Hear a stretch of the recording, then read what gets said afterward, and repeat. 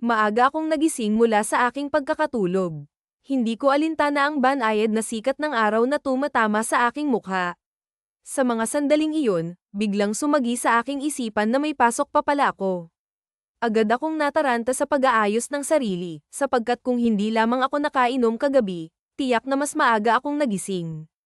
Ipinagdiwang kasi namin ang kaarawan ng isa naming katrabaho sa kumpanya, kaya't nauwi kami sa isang masayang inuman.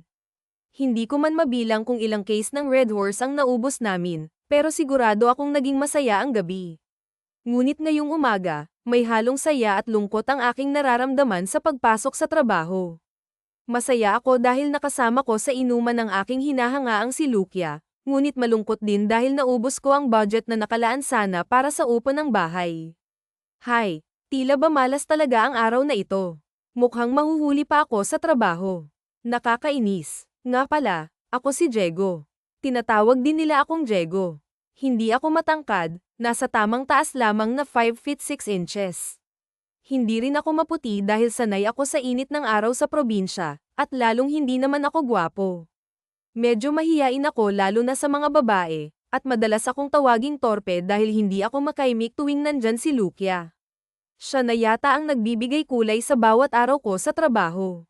Sa kabila nito, wala akong lakas ng loob na ipahayag ang nararamdaman ko sa kanya. Ang tanging lakas ng loob ko ay nakatuon lamang sa aking mga pangarap.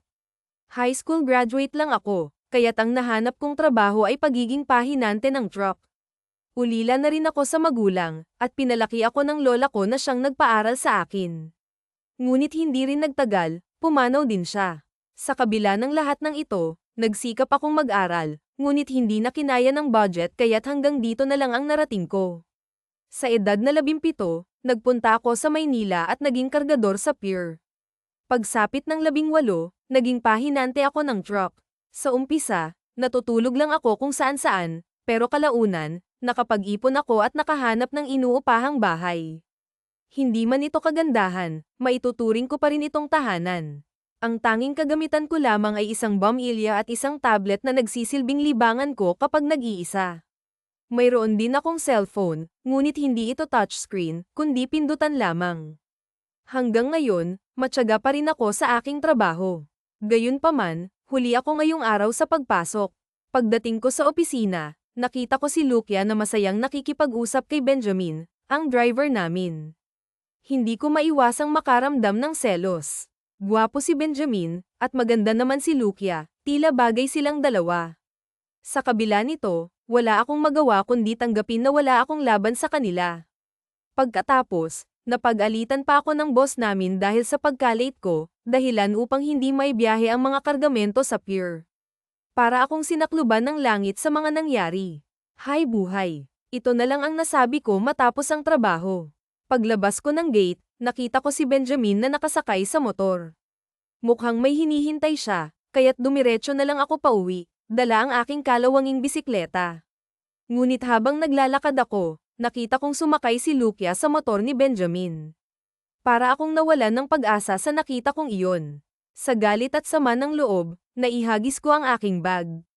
Wala naman kasi akong maipagmamalaki kay Lukia. Isang lumang bisikleta lang ang meron ako. Kaya't wala akong nagawa kundi umuwi ng malungkot at magmukmak sa bahay. Pagdating ko sa bahay, sinalubong ako ng may-ari na galit dahil hindi ko pa nababayaran ang upa. Tila ba lalo pang bumigat ang araw ko. Oo nga pala, ang naging kayabangan ko kagabi ang dahilan, sinagot ko pa kasi ang isang case ng inumin nila Lukia, kaya't naubos ang budget ko. Sayang talaga, 6:30 na nang makapagpahinga ako.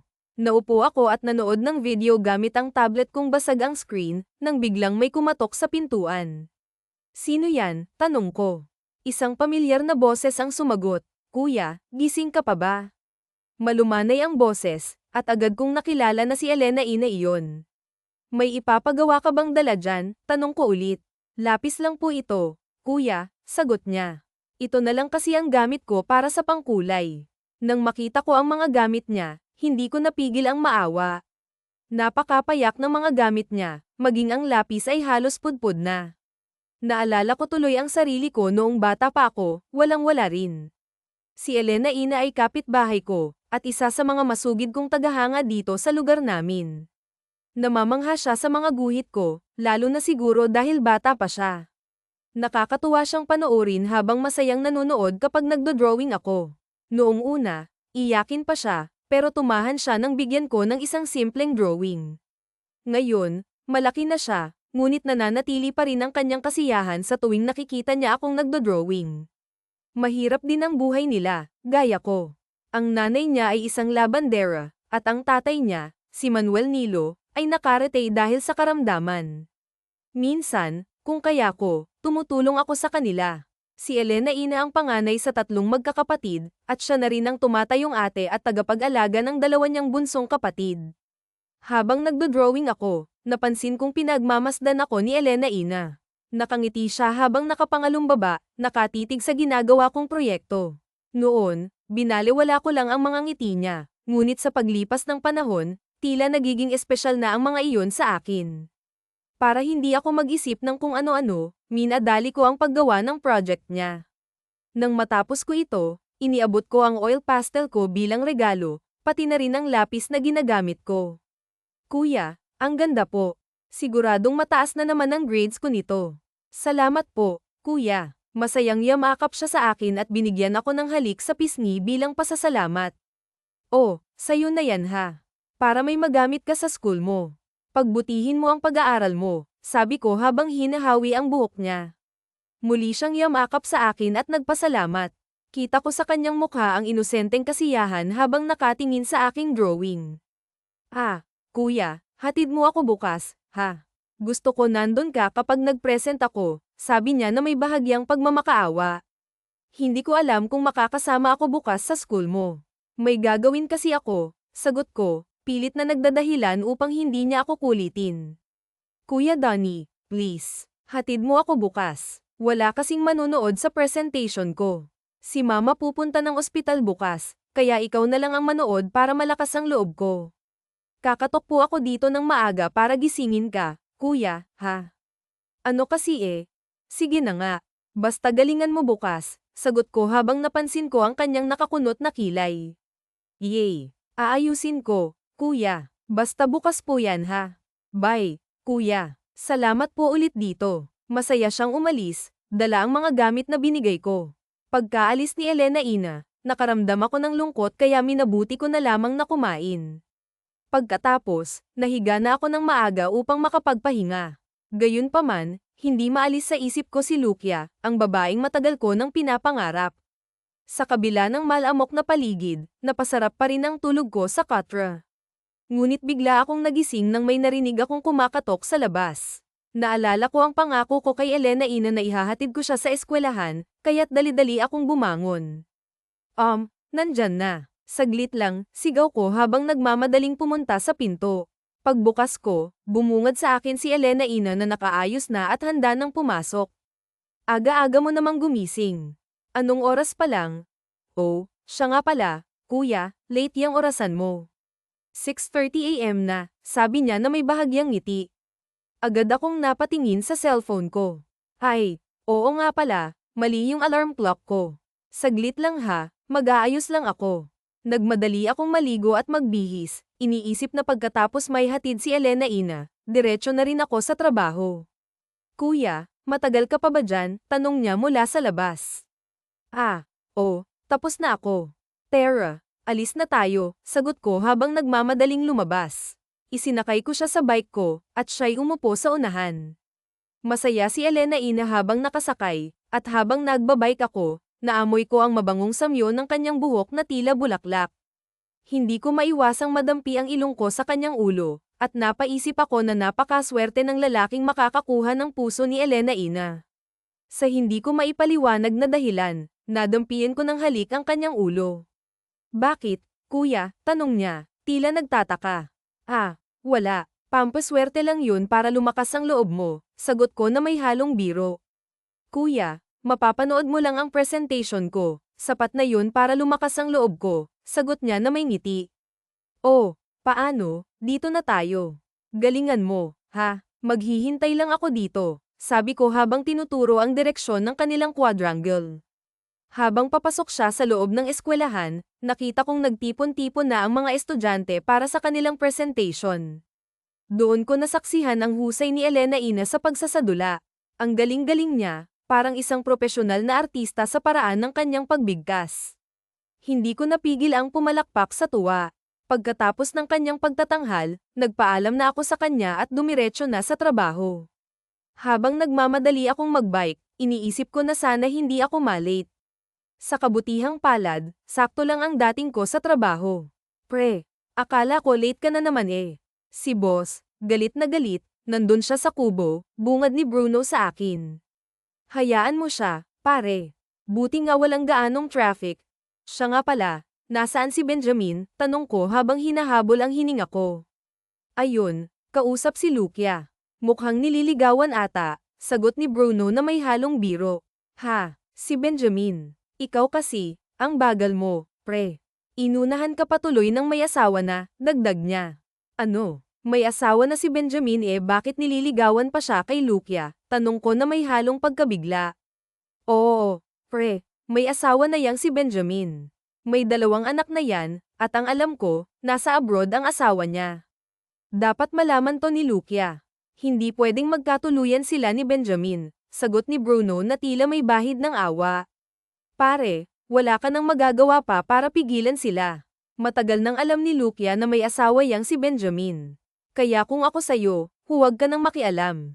Mapapahiya ka lang. Ikaw kasi, ang bagal mo, pare. Yan tuloy, naunahan ka na ng pareng Benjamin mo, dagdag pa niya. Tigilan mo nga ako, Bruno. Hindi ko siya pare. Pinagkatiwalaan ko siya tapos ganito ang igaganti niya sa akin, sagot ko na may galit. Pasensya ka na, Diego. Ikaw kasi, ang tagal-tagal mo nang nagpapaligoy-ligoy kay Lucia. Tapos ngayon, magsisisi ka na lang sa huli. Sinabihan na kita dati na ligawan mo na siya, pero anong ginawa mo? Natakot ka, nahihiya ka, kaya ayan, naunahan ka tuloy, sabi ng kaibigan ko habang tumatawa. Oh, sige na, pre, aalis na kami. Ayan na ang sasakyan namin, dagdag pa niya. Natulala ako habang pinagmamasdan sila sa malayo. Para akong batang inagawa ng laruan, nakatingin, walang magawa, puno ng panghihinayang. Hindi ko talaga inakala na magiging sila. Kasi naman, torpe ako. Nahihiya akong magsabi ng nararamdaman ko, kaya hanggang huli, nanatili na lang akong tahimik at nagparaya. Sa halip na harapin ang nararamdaman, ibinuhos ko na lang ang sarili ko sa trabaho. Buhat dito, gawa doon, at kung ano-ano pang gawain ang inatupag ko para lamang makalimot. Pag-uwi ko sa bahay, tulad ng dati, dumiretso ako sa higaan. Wala akong ganang kumain, wala rin akong gana sa kahit ano. Ngunit nagkamali ako sa pag-aakalang iyon na ang pinakamabigat na problema sa buhay ko. Dumating si Elena Ines sa bahay, umiiyak. Kuya. Ang nanginginig niyang boses habang yamakap siya sa akin.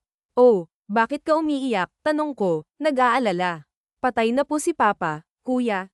Sagot niya habang patuloy ang pag-agos ng luha sa kanyang mga mata. Tahan na, Alin. Nandito si kuya, sabi ko habang niyayakap siya ng mahigpit.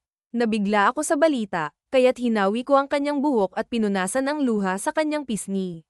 Naaawa ako sa kanya. Ginawa ko ang lahat upang pakalmayin siya, upang kahit papaano'y maibsan ang sakit na nararamdaman niya.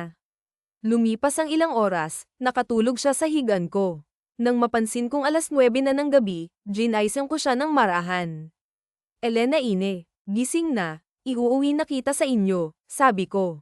Kuya, dito na lang ako matutulog. Namimiss ko si Papa, lalo na kapag niyayakap ko siya, sagot niya, malungkot. Baka hanapin ka ni mama mo sa inyo. Mag-aalala yun, sabi ko, nag-aalala rin. Kuya, hindi daw siya uuwi sa bahay. Baka daw bukas pa ng umaga siya darating kasama ang mga kapatid ko, paliwanag niya. Sigurado ka, okay ka lang dito, malamok dito, tsaka walang electric fan, tanong ko na may halong pag-aalala. Okay lang, kuya, katabi naman kita, ayoko lang mag-isa sa bahay. Takot po kasi ako, lalo na't wala na si Papa, sagot niya habang pinipilit na ngumiti. Oh, sige na, tahan na, dito ka na lang sa tabi ko. Kumain ka na ba? Tanong ko. Hindi pa po, kuya, sagot niya. Ah, saglit lang ha. Magluluto lang ako. Diyan ka muna. Gamitin mo muna yung tablet ko. Maglaro ka muna kung gusto mo. sabi ko habang papunta sa kusina. Habang patapos na akong magluto, bigla akong nakarinig ng ingay mula sa kwarto. Oy, Eileen, wag yan. Akin yan. Napalingon ako at dali-daling pinatay ang video na tumutugtog sa tablet. Binura ko rin agad ang video na iyon.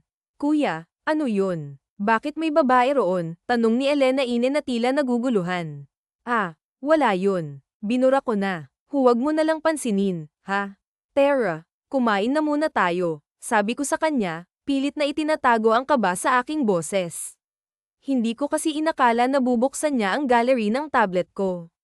Habang kumakain kami, patuloy pa rin siya sa pagtatanong at pagkukwento tungkol sa kanyang papa. Ang dami niyang ibinahagi, mga alaala, mga pangarap, at ang bigat ng kanyang nararamdaman. Nang matapos kami sa pagkain, nagpatuloy pa rin siya sa kanyang kwento kahit na nakahiga na kami sa kama. Katabi ko siya, nakatalikod, habang ako naman ay marahang nakayakap sa kanya. Pinatay ko ang ilaw upang mas madali siyang makatulog, ngunit tuloy pa rin siya sa pagsasalaysay tungkol sa kanyang papa. Ramdam ko ang init ng kanyang katawan habang yakap ko siya, at sa mga sandaling iyon, may kung anong kakaibang damdamin ang pumuno sa akin. Maya-maya pa, narinig ko ang unti-unting paghina ng kanyang boses hanggang sa tuluyan na siyang nakatulog. Nakakumot kaming dalawa, ngunit sa kabila ng katahimikan ng gabi, hindi ko mapigilan ang pagkalito sa aking isipan. Alam kong mali, ngunit tila may bumubulong sa akin na gawin ang isang bagay na hindi ko dapat gawin. Pinilit kong ipikit ang aking mga mata, ngunit hindi ko magawa. Ang kaba at init na nararamdaman ko ay tila nagiging mas malakas sa bawat sandali. Hanggang sa hindi ko maipaliwanag na dahilan, unti-unti akong nadala ng tukso.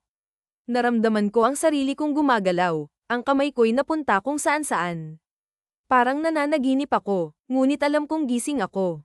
Nang magising ang aking konsensya, dali-dali akong tumayo at pumunta sa CR. Doon ko pilit na pinakalma ang sarili ko, natatakot na baka magising si Elena Ine at malaman ang nangyari. Pagkatapos, bumalik ako sa higaan. Ngunit sa aking pagbabalik, muli akong nakaramdam ng kakaibang init nang makita ko ang kanyang posisyon sa kama.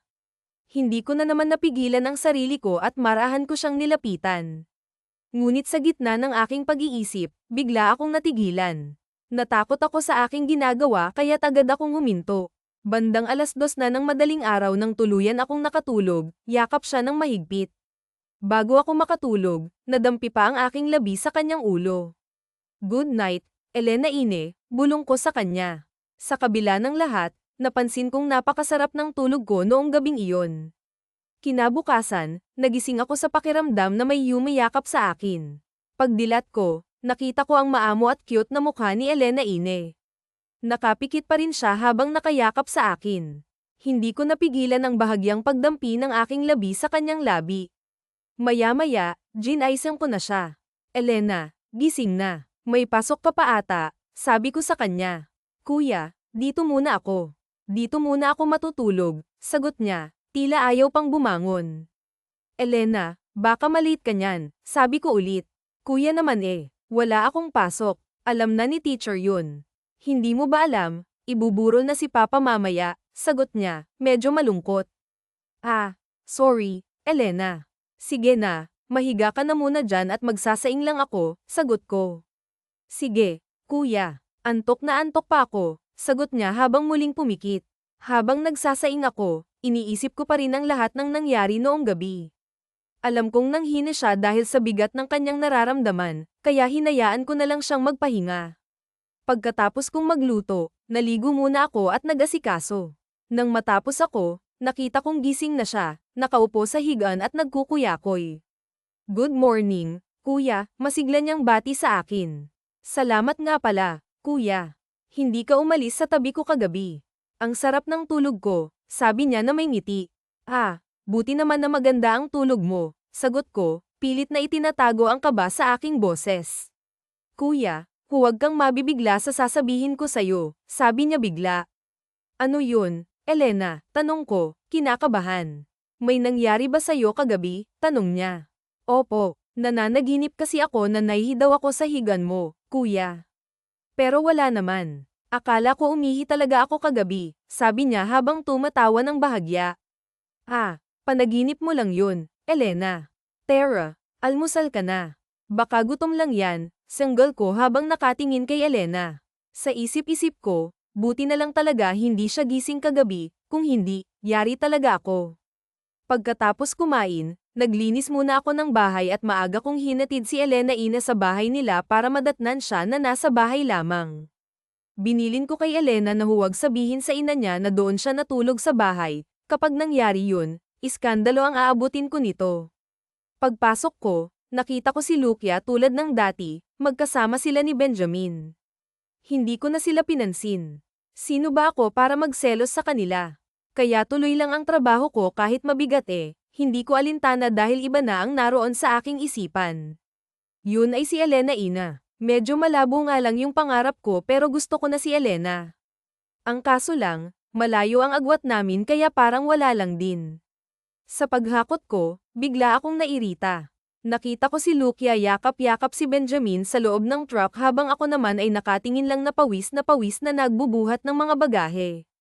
Nakatingin sa akin si Benjamin na parang nang-iinggit sa ginagawa nila pero ako naman, walang magawa sa sitwasyon ko bilang hoy, trabaho. Mabagal ka dyan, sigaw ng boss ko sa akin. Para akong alipin na walang magawa sa halagang 351 araw, kulang pa para umahan sa buhay. Samantalang si Benjamin, 700 ang araw at may incentive pa. Kalahati sa kanyang sahod. Buhay nga naman, oh. Pag-uwi ko, namasdan kong nakaburol na si Manuel Nilo sa gilid ng bahay. Nandun si Ate Kela at ang kamag-anakan nito. Nasulyapan ko din si Elena na nakaupo sa gilid ng mama niya at lumingon sa akin habang pinapasok ko ang bike. Nagpahinga ako saglit at umupo para magkape at nagmuni-muni. Inisip ko yung sarili ko, palang araw makakaraos din ako. Hihijitin ko si Benjamin at matutupad ko yung gusto kong marating sa buhay. Ilang sandali pa, nag-asikaso na akong kumain at nanood sa tablet. Sa panunood ko ay biglang kumatok si Elena Ina. Kuya, pasok po ako. Saglit, bubuksan ko lang yung pintuan. Pagpasok ni Elena, yamakap siya sa akin. Kuya, iyak nito sa akin. Bakit, Elena? Anong problema? Kasi, kuya, wala na si Papa. Sino na lang ang tutulong sa akin sa pag-aaral? Patitigilin na daw ako ni Mama. Kuya, tahan na, Elena. Nandito pa naman ako. Kuya, ayoko ng ganito. Gusto ko makatapos ng pag-aaral. Huwag kang mag-alala, tutulungan kita. Basta mangako ka sa akin na mag-aaral ka ng mabuti. Talaga po, kuya, gulat nitong sagot at yamakap sa akin ng mahigpit. Oo naman, Elena Ina, kaya tumahan ka na. Gusto mo bang manood muna bago ka umuwi? Sige po, kuya. Salamat po ha. Ang laking tulong niyo po sa akin. Sana katulad niyo po yung mapapangasawa ko. Kuya, yan ang huwag mo nang gagawin. Mag-aral ka muna at saka, mabuti yun sa isip-isip ko. Hintayin mo ako. Tsaka ano po, kuya? Tsaka tumulong ka muna sa magulang mo. Opo kuya, gagawin ko po yung sinabi nyo. Habang nanonood kami, niyakap ko siya't hinawakan ang kamay niya. Pagkatapos noon hindi na malaman ng aking kamay kung saan pupunta. Habang ginagawa ko yun, hindi siya nagsasalita, nakatingin lamang siya sa pinapanood namin.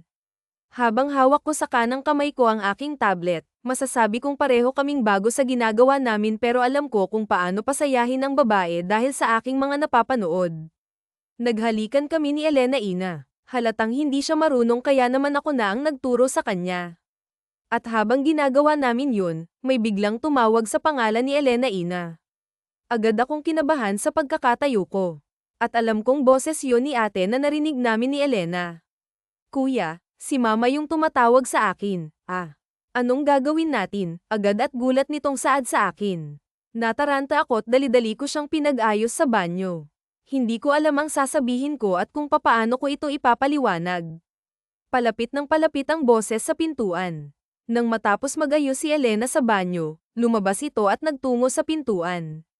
Ngumiti muna ito sa akin at patakbo nang lumabas samantalang ako nakaupo at tinuloy ang panonood ko sa tablet pero ramdam ko ang kaba ko sa aking dibdib. Maya-maya pa ay nagbunga nga na ang nanay ni Elena Ina sa may labas at naririnig ko yun sa loob. Saan ka ba galing, bata ka ha? Wala na akong mautusan para mag-asikaso sa burol. Mag-ama nagpapagawa lang ako ng project kay Kuya Donnie. Puro ka project. Dapat ang inuuna mo ay yung burol ng ama mo. Elanean, na madaming gawain, hindi yung kung saan-saan ka nagsususuot dyan. Magtimpla ka ng kape at ang daming bisita, asikasuhin mo yun. Oo ma, magtitimpla na po ako, mahinahong sagot ni Elena Ina. Tsaka nga pala, yung mga nagsusugal, bigyan mo rin ha. Matutulog muna ako at ikaw muna ang magbantay, Elanean. Opo, mama. Nang marinig ko yung pag-uusap nila, nakahinga ako ng maluwag at naging kalmado na ako pero hindi pa rin may iwasang matakot. Nang bigla na lamang masira ang tiwala ng magulang niya sa akin. Kaya lumabas ako at nakipaglamay sa burol ng ama ni Ellen Ain. Tumulong na rin ako sa gawain na mag-ina upang maging maganda pa rin ang pakikasama ko sa kanila. Hindi kami nagkikibuan ni Elena Ina sa nangyari. Tahimik kaming magkatabi at unti-unti dinapuan na ng antok si Elena Ina pero sa isip-isip ko, nabitin ako doon. Grabe, mag-alas 4:30 na nang ako'y matapos sa pagbabantay. Nakahiga na kasi sa balikat ko si Elena Ina habang ako naman ay nagmamasid sa paligid. Pagkagising ng nanay ni Elena Ina, saktong paalis na ako nang ako ay tawagin niya. Akala ko kung anong sasabihin niya kaya parang napayuko ako sa harap nito. Donnie, salamat sa pagbabantay at pag-aasikaso dito. Pasensya ka na at nakatulugan na ni Elena Ina yung pagbabantay ah. Wala po yun, ate. Tulong ko na po yun sa inyo. Parang hindi nyo naman ako tinulungan dati nung wala ako. Tsaka magkapit-bahay lang po tayo, ate. Sige ah, salamat sa uulitin. Mukhang may pasok ka pa niyan ah. Oo nga pero hindi na umabot hindi na ako papasok Sige po, ate. Matutulog muna ako. Oh, sige. Ingat sa pagtulog mo ha. Baka multuhin ka ni Kuya Nilo mo, biro pa nito sa akin. Matapos nun nilinggan ko pa si Elena na nakahiga sa may upuang mahaba, masarap ang pagkakatulog nito. Paghiga ko, naisip ko ang mukha ni Elena Ina. Pinalitan niya na kasi si Lucia sa isip ko kaya parang ang sigla-sigla ko habang pinipikit ko ang mata ko na inaalala si Elena Ina. Pagkagising ko, nakaramdam ako ng init sa mukha ko. Nasisinaga na pala ako ng katanghalian. Pagtingin ko sa cellphone, 10:35 AM mukhang hindi na talaga ako makakapasok, saad ko at muling nahiga sa Katri. Sayang talaga hindi ako nakapasok pero sulit naman dahil mababantayan ko si Elena, ang naroon sa aking isipan. Muli akong bumangon at dumiretso sa banyo upang maligo na rin. Habang nagsasalo ako ng tubig sa drum at nagsisipilyo, may narinig akong kumakanta sa kabilang CR. Narinig ko ang boses ni Elena Ina at ang pagtilapon ng tubig. Naisip kong baka naliligo ito. Nilabas ko ang pinto para tignan kung nasa labas ang nanay ni Elena Ina at di nga ako nagkamali, kasama nito ang bunsong anak at ito ay kalong-kalong habang nagbabantay kaya muli akong bumalik sa loob para alamin kung nandoon pa ba sa kabilang CR or si Elena. Nung masigurado kong nandun siya, gumawa ako ng paraan para makita ko si Elena Ina pero naalala kong may daanan sa kusina nila Elena Ina sa may bintana ng likod ng bahay. Pero naalala kong may daanan sa kusina nila Elena Ina sa may bintana ng likod ng bahay kaya dali-dali akong sumuot dun sa likuran. Hirap lang ang pumasok kasi napakaliit ng daanan na sakto lamang sa aking katawan. Nang makalampas ako sa eskanitang yun ay daglian akong pumasok sa bintana at hinanap ko ang CR kung saan naliligo si Elena. Nang marinig ko ang boses ni Elena at ang pagtapon ng tubig, pinaihit ko yung pintuan pero nakalak yun. Sandali pa ay bumulong ako sa pintuan. Elena Ina, si Don ito, papasukin mo ako. Bilis, kabado ko sa mga oras na yun. Hindi ko alam kung mabibisto ako ng mama ni Elena Ina. Ilang saglit pa ay bumukas ang pintuan. Nagulat ito nang makita ko na nasa harapan niya. Nagtakip pa ito ng kamay at muntik nang mapalakas ang boses. Sa pagmamadali, isinara ko ang pintuan at namangha ako sa kanya. Donnie, bakit, kuya, nandito ka? Baka makita ka ni mama. Tinakpan ko ang labi niya para hindi na magtanong pa. SHHH, huwag ka lang sisiga, saad ko na may pagkautal na kinakabahan. Pero natatakot ako, baka naman mahuli tayo dito, bulong nito sa akin. Huwag kang mag-alala, mabilis lang to. Sabay na tayo. Sabi mo yan ha? Oo, akong bahala sa'yo. Pagkatapos naming mag-usap ay dali-dali na nga akong nagbuhos ng tubig mula ulo hanggang paa. Magkayakap kaming naliligo. Sa wakas, wala nang sagabal sa mga balak ko kaya magagawa ko na lahat ng aking gusto. Sa isip-isip ko habang nakangiti at niyayakap si Elena, maya-maya lang, agad kong hinalikan ang labi ni Ellen. Tumugon naman ito sa akin. Hindi na ako nagpatumpik-tumpik pa. Pamwesto na ako upang gawin ang bagay na aming kailangan. Kitang-kita ko ang ekspresyon ng mukha ni Elena na talaga namang hindi alam ang gagawin dahil na rin siguro sa tinatamasa ng mga oras na iyon. Tagumpay kong nagawa ang aking nais at ilang sandali lamang, may pumipihit ng pintuan. Elena, matatapos ka na bang maligo dyan? Ah, opo, mama, sigaw nito sa labas. Ba't parang ang tagal mo ata dyan? Kanina ka pa dyan. May nililinis lang po ako, mama. Patapos na rin po ako dito, mama, ang yutal nitong sagot. Ganun ba? Bilisan mo at mautos ako sa'yo sa palengke. Ellen, lumabas ka kaagad dyan ha? Opo, mama. Sige at asikasuhin ko muna yung bisita dito sa labas. Bilisan mo dyan. Grabe ang kaba ko ng mga oras na yun. Pagkatapos ng aming ginawa, ako naman ay nagpasalamat kay Elena bago ako lumabas ng banyo. Luminga-linga ako, napasilip sa pintuan pero buti na lang at wala ang mama nito sa kusina. At muli, isang siil na halik ang binaon ko kay Elena at mahigpit na pagkakayakap. Elena, salamat at hindi ka nagsumbong. Paano? Alis na ako Kita na lang tayo sa bahay ko. Sige, ingat ka ha. At sa wakas, nakatakas din ako at naisakatuparan ang plano ko kay Ellen. Mabilis akong lumusot sa eskinita at nakarating sa bahay nang walang nakakaalam. Sa wakas, napasa akin din si Elena. Sa isip-isip ko habang di narama ang katahimikan ng katanghalian. Sa mga oras na iyon parang nagising ang diwa ko nang makarinig ng ingay sa kabilang kwarto kaya't lumapit ako roon. Narinig ko ang boses ni Ate Carmen na may kausap sa telepono. Baka sa Friday ilibing na si Nilo at makakauwi na kami dyan sa Mindoro sa Lunes.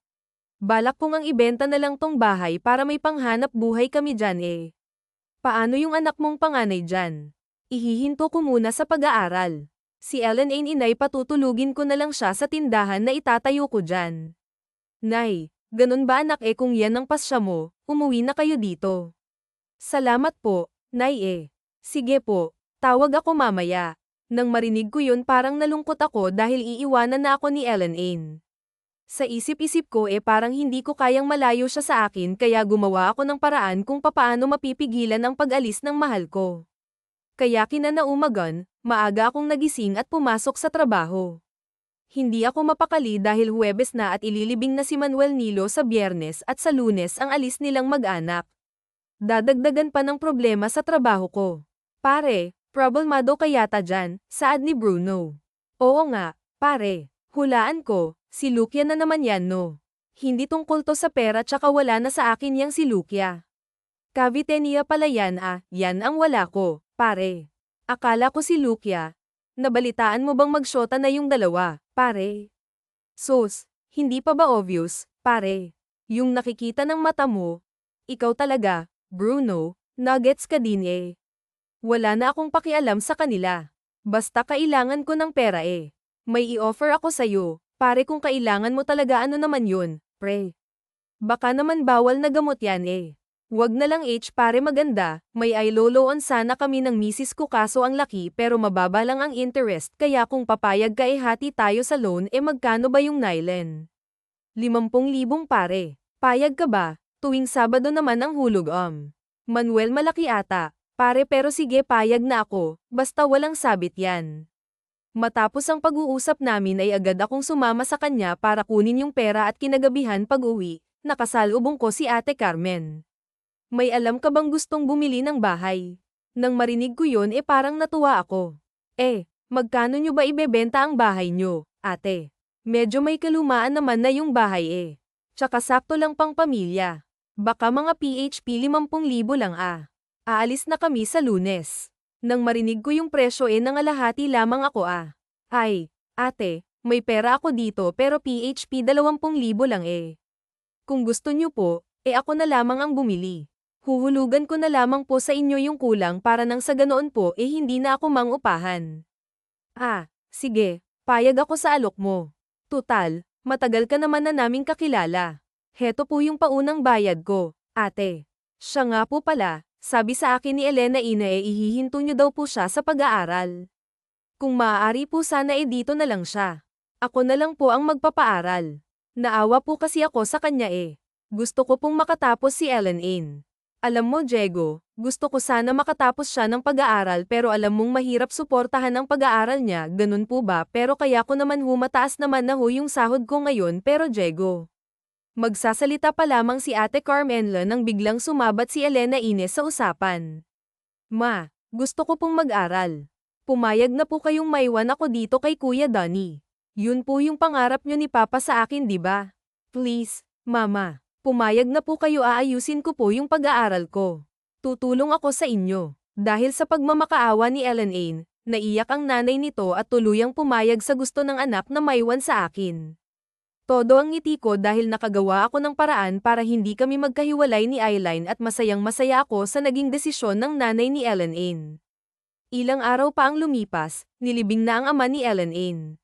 Nakalibing din ako at todo yung iyak ng ina ni Ellen Ain maging si Ellen Ain ay tumangis din sa pagkakaiyak.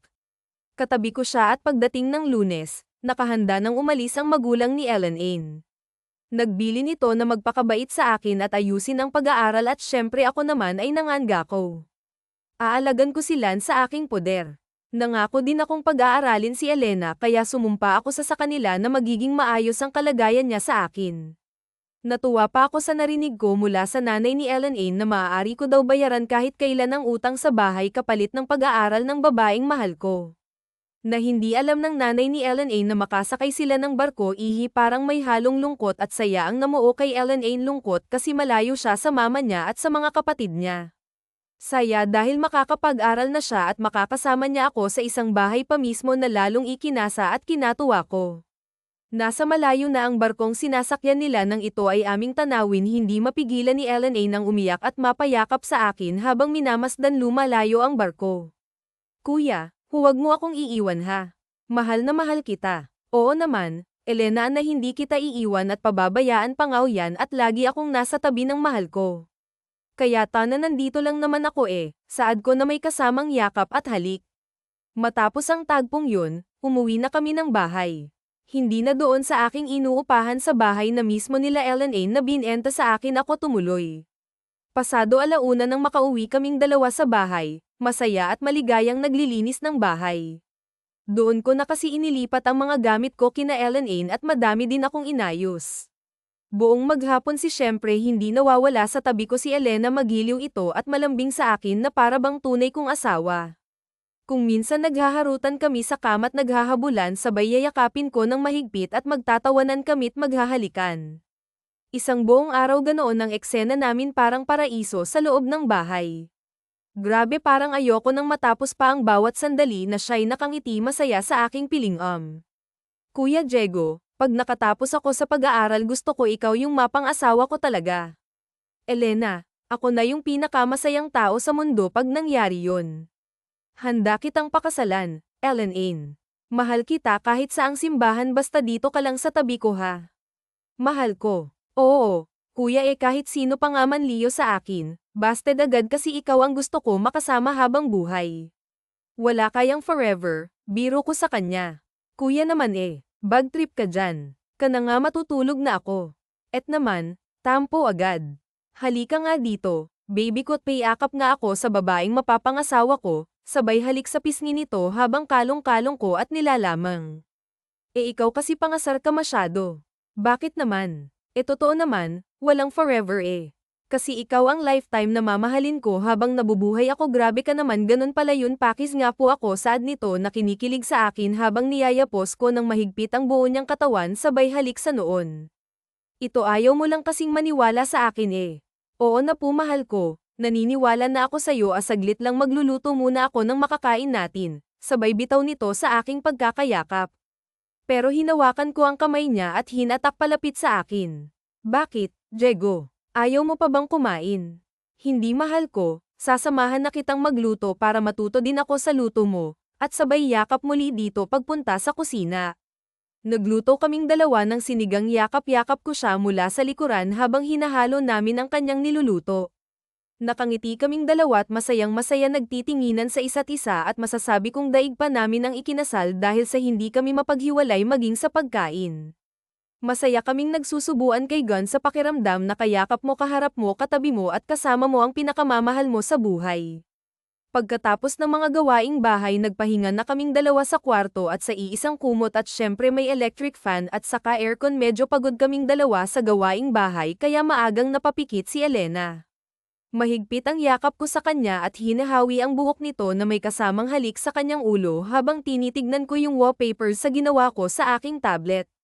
I cannot explain the happiness. I found the girl of my dream and I want her to be the last and my forever until the end. Good night, mahal ko. Sa pagkakayakap ko sa kanya ay para na rin akong nasa langit. Ilang sandali pa'y pumikit na ang aking mga mata hanggang sa hindi inaasahang sandali bigla na lamang kumulog at kumidlat at kasabay nun ang pagbuhos ng malakas na ulan. Ramdam ko ang malalaking patak ng ulan sa bubong at ang pag-ang ng tubig sa bintana na sinasabayan pa ng malakas na hangin na sumisipol sa labas ng bahay. Malamig at napakaginaw kaya lalong napayakap sa akin si Eileen ng mahigpit.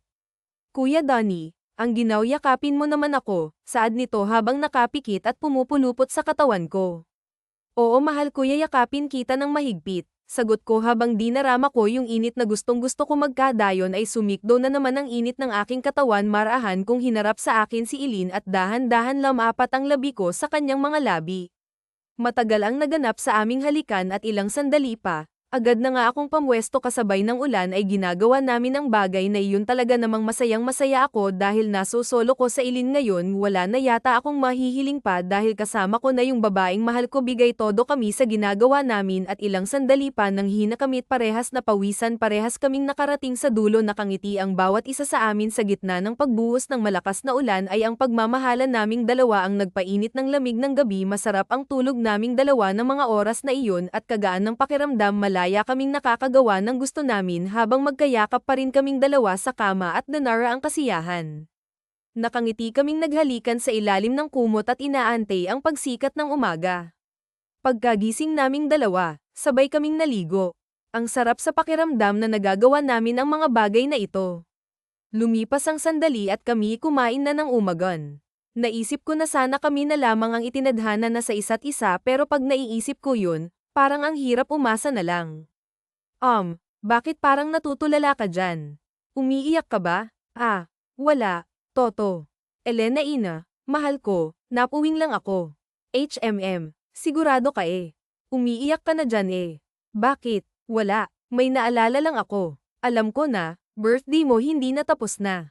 Nung January pa, July na ngayon. Ikaw talaga, hula lang naman yun, pero alam mo mahal ko. Kahit ikaw lang ang maging buong regalo ko, sapat na sa akin yun. Ikaw talaga, payakap nga ako sa mahal ko, yakap ko sa kanya na may kasamang halik ng pagmamahal. Labas tayo bukas. Bakit naman, kuya? Huwag na lang. Sayang yung pera mong igagastos. Dito na lang sa bahay natin igastos yan. Alam mo kasi naalala ko na birthday mo pala bukas kaya hindi ko papalampasin yung araw na yon. Nako, ikaw talaga. Gusto ko sa lahat, hindi mo nakakalimutan yung birthday ko. Sorry ha, nagparinig pa ako. Alam ko naman yun, mahal ko. Payakap nga ulit, kahit ikaw lang, Donnie, saad ni Elena ina. I love you. I love you too, Ellen, mahal ko. Paano? Tara, alis na tayo. Ihahatid na kita sa school mo. Salamat, mahal ko, saad nito nang may malambing na tinig. Sa araw na dumarating sa buhay namin ni Ellen ay lagi kaming magkaagapay sa lungkot man o kasiyahan, sa hirap man o ginahawa ng buhay. Ilang oras at araw ang dumaan sa buhay namin na ngayoy nagpatibay sa amin. 3 taon din ang lumipas nang magsama kami ni Ellen.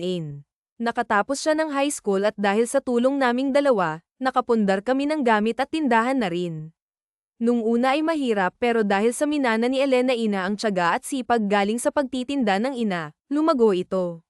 Bago siya pumasok ay nagtitinda muna siya at sa gabi naman, tiyagan siyang nagbubukas.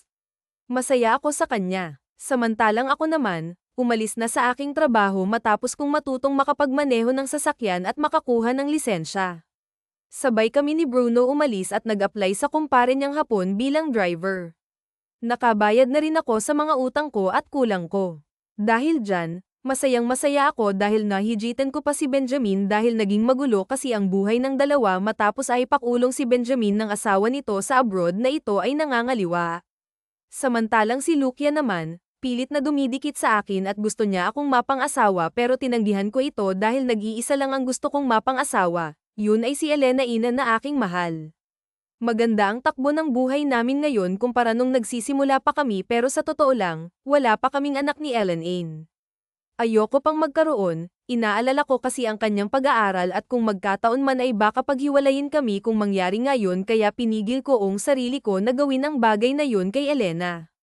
Pero minsan, pinagbibigyan niya ang aking kasiyahan pag nangangalabit siya at pag gusto ko rin. Siyempre, pero ang gusto niya kasi magka-baby na kami at nasabi ko rin ang plano ko sa kanya at sinabi ko na lamang sa kanya na, Elena Ina, sana maintindihan mong mahal kita pero hindi pa tayo handa eh. Sana maintindihan mo yung kalagayan natin, mahal ko. Ayokong mabaliwala ang pag-aaral mo dahil sa akin. Sana payagan mo akong gawin ang lahat para sa'yo pero mahal ko paano mo nasasabi yan ngayon pang alam ko na ang plano mo. Hindi mo kailangang umalis. Kung gusto mo, hihinto na ako sa pagkakolehiyo ko, ito ka na lang sa tabi ko. Donnie, mahal kita at alam mo yan. Hindi ko kayang mawala ka sa tabi ko, yakap nito sa akin habang lumuluha. Pero Elena Ain, napag-usapan na natin to. Totoo ba kailangan ko umalis para sa'yo, para masuportahan ang pag-aaral mo, para sa kinabukasan natin, saad ko na may pangunawa sa kanya. At hinawakan ng balikat na, Kuya Donnie mahal kita dito ka lang sa tabi ko at huwag kang aalis Ilan dahan na huwag ka nang umiyak malulungkot din ako pag umiiyak ka mabilis lang naman ang araw mahal ko at palagi naman akong tatawag sa tsaka naalala mo ba yung mga pangarap natin sa magiging baby natin gusto kong maging masaya tayo mahal ko at alam kong kaya natin to pa nga ako babalik ako mahal na mahal kita ikaw lang ang mamahalin ko hanggang dumating ka dun. Nang makita ko siyang umiiyak, parang nasasaktan ako sa pag-alis ko pero yun ang tama at kailangan kong gawin.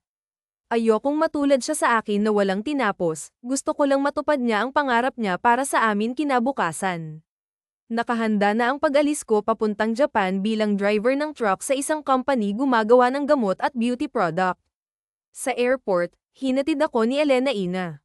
Niyakap ko siya ng mahigpit na mahigpit habang tumutulo ang luha ko sa pisngi at isang halik sa labi ang ibinaon kong pag-alis ng bansa na tinanaw ang pagluha ng babaeng mahal ko habang nagpapalem.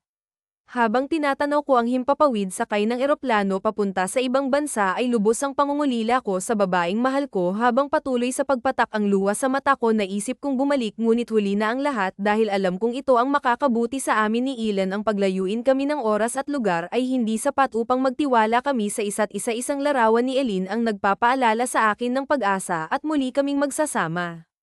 Halos araw-araw kong naaalala si Ellen Ain.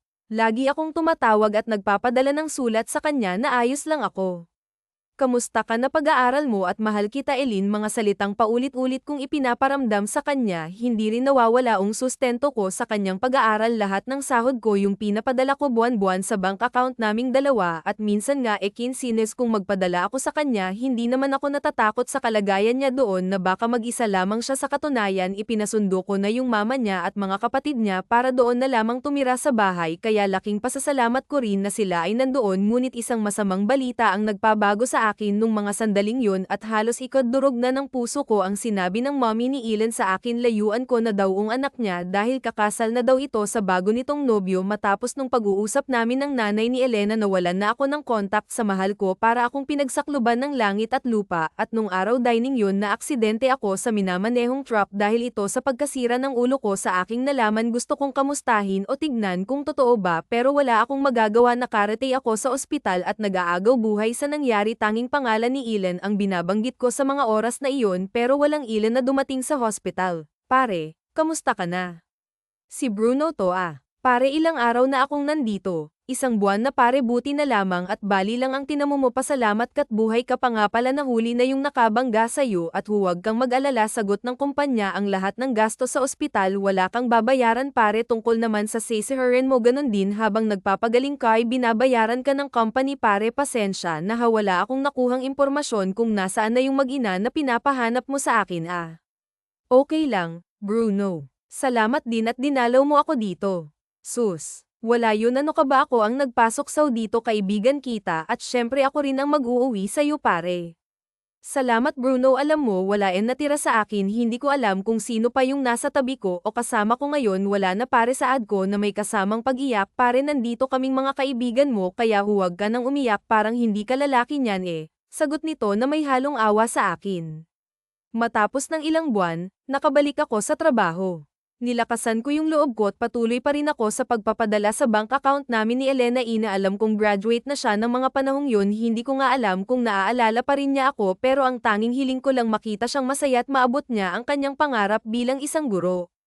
Marami akong nakaligtaan sa mga araw na wala ako sa tabi niya, nakalimutan ko yung dibo niya, nakalimutan ko yung promise kong uuwi ako pag natapos ang kontrata ko dito, pero hindi na-extend ang isang taon, nakalimutan ko yung anniversary namin nung July 8 at nakalimutan ko na kung anong itsura niya ngayon, tumaba ba siya o tumangkad, basta wala akong alam. 4 na taon ang ginugol ko sa Japan para makaipon at magsimula ng panibagong buhay, at ngayon nga 26 years old na ako at si Elena ay nasa 19 years old na siguro, hindi ko alam kung may anak na siya at kasama na ngayon, basta nakita ko na lamang sa FB, nakakagawa ko lamang na may kalong-kalong itong bata na bagong binyag at katabi ang isang lalaki sa gilid. Hindi na ako nag-message, basta tinignan ko na lamang ito at sinira ang aking cellphone. Malaki ang pinagbago ko makatungtong ako sa Japan, naging malaki ang aking katawan, pumuti rin ako dahil sa lamig ng klima doon, natuto akong mag-ayos ng sarili at napapansing nagbago ang mukha ko dahil siguro ito sa product na gamit ko sa company namin at mga procedure na time test sa akin, hindi ko alam, pero napapansin kong madaming nahamaling sa aking babae, magaganda at sexy, pero wala ni isa sa kanila ang nagpapasaya sa akin. Ilang araw bago ako umalis sa Japan, nagpasalamat ako sa lahat ng mga kaibigan na tumulong sa akin. Salamat din ako sa boss ko at syempre sa itaas na tumulong sa akin na muli ako makakabalik ng Pilipinas, at sa wakas salamat naman, makakauwi na rin February 1, kasalukuyang taon ang makabalik ako sa Pilipinas, nakangiti at may agam-agam na baka nga may asawa na si Elena,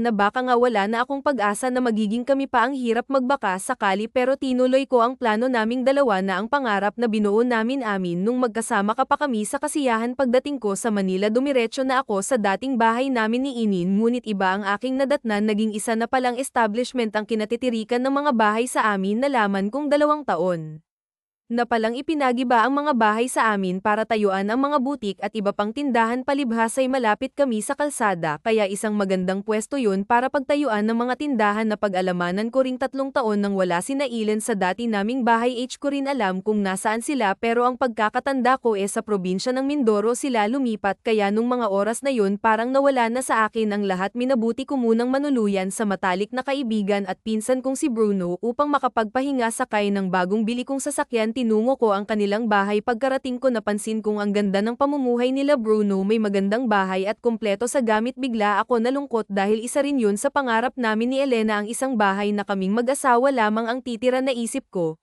nasaan na kaya si Elena ng mahal ko? Habang ako'y nasa loob ng bahay nila Bruno at nakikisalo sa hapunan nilang mag-anak, ay siya naman ang naiisip ko rito. Pare, sasama ka ba sa amin sa probinsya? Pinasusuka kasi ni Tio Ramon. Para saan daw yan? Tanong ko kay Boboy. Sabi kasi ni Tio Ramon sa akin total ikaw na lang ang natirang apo ni Tia Martha babahaginan ka daw niya ng lupa, sagot ni Bruno sa akin. Pero pare, baka hindi pa ako ngayon makapunta sa probinsya. Alam mo namang may problema pa ako. Ganun ba? Sasabihin ko kay Tiyam mo na akin na lang ang mamanahin mong lupa. Hoy, Bruno, huwag mo namang gagawin yan. Kahit na magpinsan tayo yayariin kita. Alam mo namang yun na lang ang alaala ko kay Lola simula nang maghiwalay sila ni Lolo. Biro lang naman yun, pare. Ikaw talaga, seryoso ka lagi. Ito, good news. Basahin mo. Ano ba to, pare? Tanong ko kay Boboy. Natural pa yan, tinyaga akong isulat para sa insan. Alam ko kasing mahihirapan kang pumunta ng Mindoro para galugarin yung show mo doon. Napagtanungan ng kaibigan kong si Lorna na pinsan niyang si Elena, kaya't ayon bingo pinasulat ko sa kanya yung address. Oy, talaga, salamat, Bruno, payakap nga ako ng isa dyan. Naku naman, Donnie, bitawan mo nga ako, kundi babawiin ko yung address na yan. Bumitaw ka na, kung H lang talaga kita, pinsan hindi ako magpapakahirap ipagtanong-tanong yan. Bumitaw ka na, oy ka na masyado, saad nito na parang naiinis sa akin. Inson, salamat dito. Kailangan ko nang umalis, pupuntahan ko lang si Elena, ang masayang ngiti ko kay Bruno. Pare, dito ka na magpalipas ng gabi, biglaan naman yang alis mo. Hay, dapat hindi ko muna pinakita sa'yo yan napakamot sa ulo si Boboy nang makita niyang bigla akong napatayo sa kinaupuan ko at lumabas sa pintuan at muling sumilip. Pare, aalis na ako Kailangan ko makaabot sa barko. Pakisabi kay Mario salamat sa handa ha. Sige, Boboy, paalam sa'yo, salamat ha. The best ka talagang pinsan. Sigurado ka na ba dyan sa pupuntahan mo, Diego? Baka masayang lang at umasa ka sa wala pag nakita mo na siya. Pare, ayos lang sa akin basta makita ko lang siya at makapagpaalam na rin ng personal. Gusto ko lang maging maayos at malinaw ang lahat sa amin Paano? Aalis na ako, salamat ulit, saad ko habang pababa ng hagdan. Hay, pag-iibig nga naman, saad nito habang tinitignan akong lumayo sakay ng kotse. Wala akong sinayang na sandali kaya't dali-dali ako nag-asikaso at umalis patungong Mindoro Lula ng isang barko ilang araw pa ang lumipas. Nakarating na ako sa isla ng Mindoro, mabango ang simoy ng hangin at maganda ang mga tanawin habang sakay ako ng aking kotse. Pagkarating sa address na nakasulat, tinungo ko ang bayan at nagtanong sa mga nakatira dito. Hindi naman ako nabigo sa sagot nila kaya mabilis kong natunton ang tinitirhan nila Elena Ine. Pagdating ko sa bahay nila, hindi muna ako nagpakita sa mga ito. Pinarada ko ang sasakyan sa gilid ng kalsada at nagmasid-masid lamang ako sa bakuran ng bahay nila Ellen Ine. Nagulat ako sa nakita ko't nasaksihan dahil pinagmamalupitan ito ng nanay niya habang sinasabunutan na tinutulak palayo sa putikan kasama yung anak nito na pakiworry ko may 3 taon ng edad. Nung makita ko yun, agad akong pumasok sa bakuran ng kanilang bahay. Kitang-kita ko ang mga pasa at sugat nito habang umiiyak at niyayakap ang anak. Lumayas kayong mag-ina dito. Wala kayong kwenta sa bahay, palamunin pa kayo. Inay, maawa po kayo sa amin ng anak ko. Huwag niyo pong gawin sa akin, pakiusap inay, mama ko, tiyak ng bata na awa ako sa kalagayan ni Elena. Halos madurog ang aking puso dahil sa pagbabago ng itsura nito na mapayat at puro pasa ang mukha at braso. Mapapansin ng itim ito ng konti at may pinagbago sa mukha niya, pero siya pa rin si Elena Ine ang babaeng minamahal ko. Kayong mag-ina, lumayas kayo sa pamamahay ko. Puro kayo kamalasan sa buhay ko kaya Leyes. Heto mga gamit nyo. Ayoko na makita kayo dito Inay, maawa kayo sa amin. Huwag niyong gawin yan. Nang makita ko yun, agad akong lumapit sa mag-ina. Sino kang lalaki ka, ha? Ba't ka pumasok sa bakuran ko? Saad nito at hindi ako nakikilala. Hindi ko to pinansin at lumapit ako kay Ellen Ine. Hinawakan ko ang balikat nito at pisngi niya. Ellen Ine, tahan na, nandito na ako, mahal ko. Diego, nang makita niya ako, parang naliwanagan ang mata niya sa lalaking nasa harap niya. Biglang napalingon si Ate Carmen sa akin at tumaas ang kilay. Huwag ka nang umiyak, nandito na ako mahal ko. Patawad hindi ako nakarating ng maaga para sunduin ka. Diego, ba't ngayon ka lang? Ang akala ko hindi ka nababalik, saad nito habang humahagulgol sa pag-iyak sa pagkakayakap ko. Tahan na mahal ko, mula ngayon hindi na kita iiwan at sasama ka na sa akin, kasama yung anak mo. Inin, sagot ko sa kanya at piliti na tayo sa pagkakabagsak sa putikan. Diego, mahal ko, gusto kong malaman mahal kita at ikaw lang ang minahal ko sa buong buhay ko. Sigurado ka ba dyan Inin pero may anak ka na? Gulat kong sabi nang marinig ko yung mga katagang yon at napatingin ako sa bata. Diego, anak natin. Nang marinig ko yun ay halos akong nagulat at napayakap kay Ellen Ine. Nang akala ko'y nagtaksil siya sa akin pero dahil ako lang ang lalaking minahal niya nang lubusan masayang masaya ako sa aking nalaman. May halong luha ng kasiyahan at kagalakan ang aking narinig at hindi ko maipaliwanag ang tuwa ko sa sarili. Baby, anak, lapit ka kay Papa, saad nilan sa anak namin na umiiyak at lumuluha. Papa ko po siya. Oo, nakak, yakapin mo si Papa, sagot ng anak ko habang nagtatago sa likod ng palda ng mama niya. Halika anak, nandito na si Papa halika't yayakapin ka ni Papa, saad ko habang naluluha at hindi makapaniwala sa nakikitang malaki na ang bunso kong anak at nakakapagsalita na. Papa ko, yakap nitong patakbo sa akin habang lumuluha. At doon ko naramdaman ang init at saya ng pagkakayakap nito sa akin. Naging masaya kami sa tagpong yun at lumuluha sa kagalakan na binigay ng langit. Hindi na tayo magkakahiwalay pa. Mahal ko, saad ko na may halong ngiti at saya.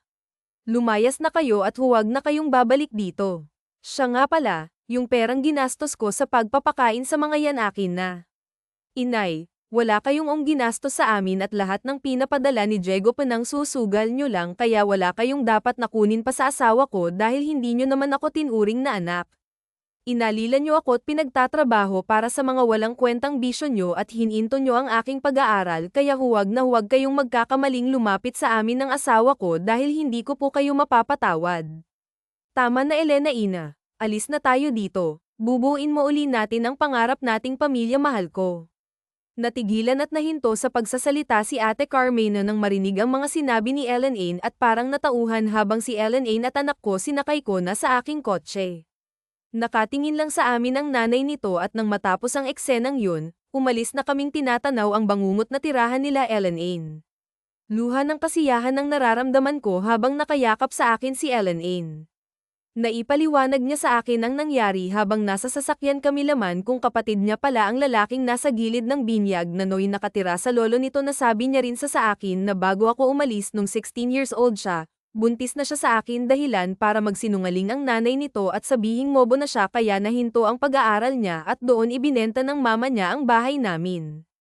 Pinaliwanag ko rin ang nangyari sa akin sa Japan kung bakit hindi ako nakauwi kaagad, kung bakit ngayon lamang ako nagpakita sa kanya. Mahaba ang kwentuhan naming dalawa at naiiyak ako sa karanasan niya sa kanyang mga magulang na hindi daw siya pinapakain kahit nagtatrabaho at maging yung anak namin pero sa huli, lahat yun ay aking tinanggap dahil mahal ko si Elena at siya lang ang nagpapasaya sa akin syempre hindi mawawala ang junior kong anak at nung oras dining yun habang nasa sasakyan lalo siyang lumuha sa kasiyahan nang sabihin ko ang mga katagang. Elena Ine, will you be my wife forever until the end? Saad ko habang hawak-hawak ang isang diamond ring. Yes, Diego, mahal ko. Oo handa akong magpakasal sa iyo at ikaw lang ang gusto-gusto ko makasama habang buhay. Isang mahigpit na yakap ang pinaramdam nito sa akin habang sinusuot ang singsing na binigay ko sa kanya. Lumuha ito sa pasasalamat na dumating ako sa kanyang buhay at muling mabubuo ang pangarap namin. Isang oras din ang binyahe namin mula Mindoro hanggang Maynila na sobrang kasiyahan at pagod ay nakatulog ang mag-ina ko sa kotse matapos na makapagpalit ng damit ang mga ito. Pinagmasdan ko ang himbing na tulog nilang dalawa habang nakadantay sa braso ko ang asawa kong si Ellen Ain at kayakap ang aming anak at sila'y magkatabing natutulog. Napansin kong namana ng anak ko ang pisngi ng mama niya at ang labi sa akin naman niya namana ang matangos na ilong at ang labi maging ang singkit na mga mata nito may kawi din sa akin. Sayang nga lang at hindi ko namasdan ang paglaki nito medyo naiyak pa rin ako kasi natawag niya pa rin akong papa kahit ngayon niya na lamang ako nakita siguro dati lagi siyang nagtatanong sa mama niya kung nasan ako siguro lagi niya akong tinatawag at hinahanap siguro dapat nandoon ako ng mga panahong yun para ipagtanggol ko silang mag-ina naisip kong mas malaki ang naging sakripisyo ni Elenan para sa akin at para arugain ang anak namin humahanga ako sa mahal kong asawa sa pagiging mapagmahal nito sa akin at pagiging tapat na asawa dahil ako lang ang nag-iisang mahal niya at hindi nawala ng pag-asa, naghintay na baka sakaling dumating ako mangiyak-ngiyak ako ko nang isipin ng mga sandaling yun habang hinahaplos ang buhok ng anak ko at ng pinakamamahal kong si Elenan pero handa akong bumawi para sa aking mga pagkukulang pupunan ko lahat para sa pangarap namin ni Ellen Ain at maging sa anak namin madaling araw na nang makarating kami sa kondominium na pinahiram ng boss ko sa akin upang pansamantalang manuluyan inakay ko yung anak ko papasok sa kwarto kasama ang aking asawa hinihiga ko muna sila sa kama at pinatulog upang mapawi ang pagod sa biyahe muli akong bumalik sa kotse upang kunin ang mga gamit namin at pagbalik ko nakita ko ang asawa ko nakangiti sa higaan at masayang iniaabot ang kamay sa akin na parang gusto niyang lumapit ako paglapit ko sa kanya inaya niya akong tabihan siyang matulog kaya pinaramdam ko sa kanya ang mahigpit na mga yakap at lambingin siya muli mga haplos na nagpapasabik sa init ng aming pagmamahalan isang masayang larawan ng pamilya ang muling nabuo sa pagtitiwala namin ni Elenan ang saya ko parang ayoko nang matapos pa ang gabing kayakap ko ang aking asawa sa kumot na bumubuhay at nagpapalakas ng loob ko at nagpapasaya sa aking buhay kinaumagahan magkayakap pa rin kaming natutulog sa ilalim ng kumot ng higaan patuloy ko pa rin pinaparamdam ang aking pagmamahal-mahal ko salamat at nandito ka sa tabi ko saad ko habang hinahaplos ang buhok niya at niyayakap habang ito'y natutulog sa aking mga bisig. Maya-maya bumangon na ako at nagluto ng makakain namin at inihanda na nga sa pagkainan. Nagpa-deliver din ako ng bulaklak sa kwarto namin upang lasapin ang umpisa ng masayang umaga hanggang sa may handa ko na lahat ng surprise sa aking asawa. Ayoko pa sana silang gisingin dahil habang pinagmamasdan ko silang dalawa ay parang panatag na panatag ang loob nito sa pagkakahiga. Good morning mahal ko, hinalikan ko to sa noo habang siya'y masayang nakatingin sa akin at tinlahad ang kanyang kamay para ako ay yakapin. Good morning din mahal ko, ang aga mo atang nagising mahal ko ah. Oo mahal ko, naghanda kasi ako ng surpresa para sa at kay Bunso. Surpresa talaga mahal ko. Oo mahal, para sa inyo ni Bunso yung hinanda ko. Tara't bumangon ka na dyan, may lakad pa tayo mamaya, may gusto akong ipakita sa'yo. Salamat mahal ko, wala na akong mahihiling pa na ikaw ang naging asawa ko, saad nito habang nakayakap sa akin. Hala na mahal ko, at nakahanda na ang pagkain natin sa mesa. Ako na ang kakarga kay Bunso, tara na, at baka lumamig pa yung niluto ko. Wow, galing naman ang asawa ko, dati ako ang nagluluto para sa ngayon sinurpresa mo ako. Masarap yang niluto ko, sige nga matikman nga kung masarap yan, ngiti nito habang palapit kami sa mesa. Wow, ang dami mo namang niluto mahal ko, sigurado kaluto mo lahat. Yung iba pinad ko lang, tulad nitong hawak ko ngayon. Namangha siya sa pinakita kong bagkos ng puro pink na bulaklak. Mahal naman, nag-abala ka pa talaga para surpresahin ako nito, ang dami naman na to, saad nito habang nakakunot ang kilay. Ikaw talaga Tara, kain na tayo, saad ko habang hinihila ko yung upuan ni Inin upang makaupo ito at sabay ipinakko na ang bunso namin. Habang kumakain kami, panay ang harutan naming mag-asawa, nandyan yung magsusubuan kami.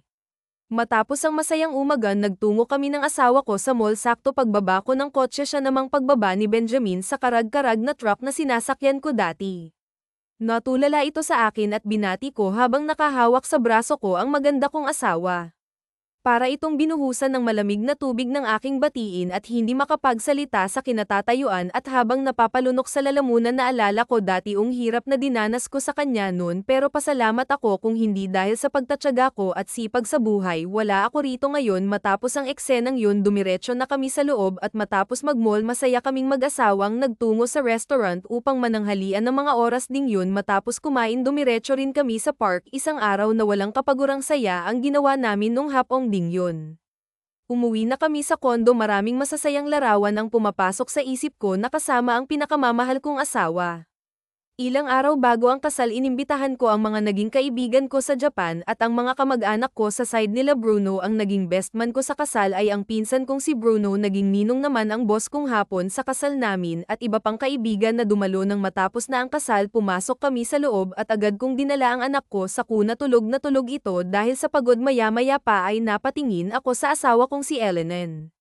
Sabik na sabik akong binuhat ito sa kwarto habang pinapapak ko ito ng halik sa labi. Pagdating namin sa kama ay parang mga nakawalang leon kami, na sabik sa isa't isa, nang gigigil sa isa't isa at pawang baliw sa pagkauhaw. Ang aming mga labi ay talaga namang hindi mapigilan, mahigpit na magkayapos sa mga katawan namin habang ang aming kamay ay talaga namang kung saan-saan naroroon. At sa sobrang kasabikan, agad na nga akong pamwesto. Kitang-kita ko ang ekspresyon ni Elena, talaga namang sabik na sabik at uhaw na uhaw ito sa akin. Hindi malaman ni Ellen kung saan ibabelang ang ulo ng mga oras na yun. Talaga namang parang baliw na hindi malaman ang gagawin. Nandong napapahawak sa aking braso, naroon naman na napapahawak sa unan. Mahigpit ang pagkakahawak nito hanggang sa ilang sandali lang tagumpay naming narating ang dulo. Pawisan at lupaypay kaming pareho, sobra-sobra ang aming tinatamasa at walang oras o araw na hindi namin ginagawa ang bagay na iyon. Biyaya ang pinagkaloob sa amin na magsama ng masaya at matiwas saysay isang bahay. Ilang taon din ang lumipas bago nasundan si Oscar dahil nagpatuloy sa pag-aaral si Inin. Sa tulong ko, isang lalaki ang sumunod dito at siya ang kapangalan ko, at sumunod naman ay si Julia na bunsong babae naming anak na palayaw ay Julia. Naging maayos ang aming pamumuhay ni Inin. Nagkaroon kami ng negosyong groceries at nagsimula lamang sa tindahan, at ngayon ay malyugo na nakapagtapos din ng pag-aaral si Elena, at ako din naman ay nagpatuloy din sa pag-aaral ng kursong business ad. Sa tulong ng pag-aaral ko ay na-promote din ako sa trabaho kinalaunan bilang isang assistant manager. Nakuha ko na rin ang mana kong lupa kay Tio Ramon sa Baguio kung saan magbi-birthday ang kapatid ni Lol ang si Tia Nora at sa susunod na linggo nga pupunta kami doon sa probinsya para makiselebrate kay Lola Nora at nung panahong pumanaw ang nanay ni Elena napatawad niya na ito sa mga nagawang kamalian sa ngayon nga ay masaya kami ni Ellen Ain sa buhay na tinatamasa namin ngayon kasama ang tatlo naming anak dahil na isa katuparan naming dalawa ang pangarap namin.